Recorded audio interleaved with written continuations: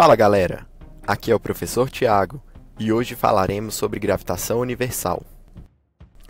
Desde a antiguidade clássica, na época dos primeiros filósofos, o movimento dos corpos celestes era considerado natural, ou seja, o ser divino, ao criar o universo, deu um primeiro impulso aos astros que desde então desfilam pelo céu.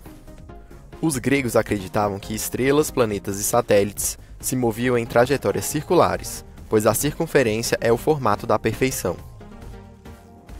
A forma geométrica cujos pontos estão todos a uma mesma distância do centro era considerada divina e, portanto, sem necessidade de mais explicações. Vários modelos para o posicionamento dos planetas foram propostos a partir dessa premissa, aliada à ideia do antropocentrismo. O pensamento antropocêntrico atribui ao ser humano um local de centralidade em relação ao universo, e, portanto, a Terra era sempre considerada como o centro das órbitas celestes. Durante a Idade Média, a astronomia se desenvolveu vagarosamente e muito pautada nas ideias gregas. Propostas muito diferentes foram reprimidas, como os estudos do frade Giordano Bruno, o qual foi morto na fogueira. Avanços só foram feitos devido aos árabes.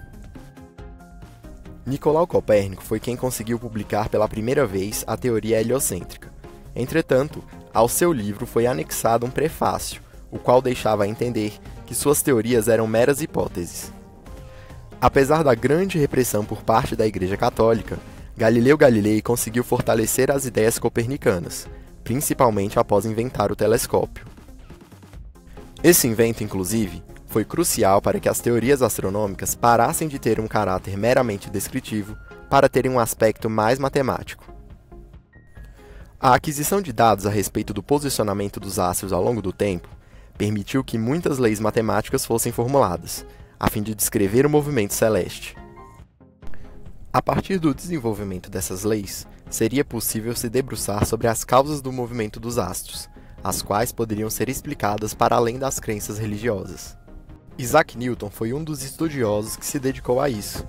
Ele propôs que os astros se movimentavam em trajetórias curvas devido à aplicação de uma força, a qual modificava constantemente a direção do movimento. Essa ideia contrariava alguns estudiosos da época, que, ainda apoiados sobre as ideias de Aristóteles, acreditavam que as forças deveriam atuar na mesma direção da trajetória do corpo que se move. Na época de Newton, o heliocentrismo já estava bastante fortalecido. Diante disso, ele propôs que a força sobre cada astro estaria dirigida ao Sol, ou seja, ao ponto fixo central das órbitas. A essa força se deu o nome de força gravitacional. Newton supôs que nas forças dessa natureza, as quais explicam o movimento dos astros, estaria também incluída aquela que puxa uma maçã em direção ao chão quando a mesma se solta de um galho. Newton sabia que, caso não estivesse submetida a uma força, a Lua continuaria por inércia sua trajetória retilínea. Mas isso não ocorria. O satélite sempre caía para uma posição abaixo da linha reta, a qual deveria seguir caso não estivesse submetida à gravidade. Newton comparou essa suposta queda da Lua com a queda de uma maçã. Essa intuição rompeu com a ideia prevalecente na época, a qual explicava os fenômenos terrestres e celestes a partir de leis diferentes. Na verdade, as leis eram as mesmas para os dois fenômenos. Newton conseguiu unir as leis cósmicas e terrestres na chamada Lei da Gravitação Universal. A ideia dos campos de interação veio mais tarde engrandecer as afirmações de Newton. Ao redor da Terra, existe um espaço, cujas propriedades estão alteradas, de modo que a Lua ou qualquer objeto massivo sofre uma força quando adentra a região.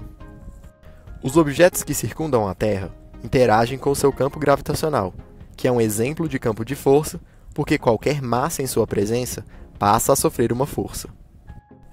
No próximo vídeo, falaremos sobre a força gravitacional. Até lá!